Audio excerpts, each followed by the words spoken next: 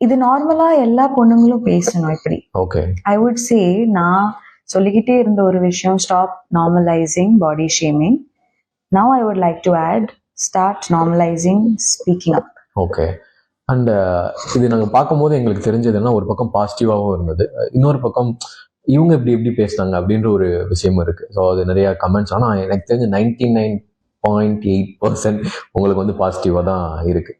But சின்ன வயசுலேருந்து பொதுவாக கேட்குறேன், இந்த பாடி ஷேமிங் யாராக இருந்தாலும் மென்னாக இருக்கட்டும் உமனாக இருக்கும், அது ரொம்ப தவறான ஒரு விஷயம்தான்.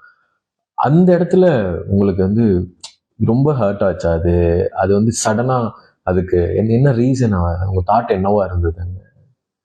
ஐ திங்க் நம்ம யாருக்குமே நம்மளோட லுக்ஸை பற்றி ஒரு மாதிரி ஒரு டிஸ்டேஸ்ட்ஃபுல்லாக ஒரு கமெண்ட் சொல்லுது.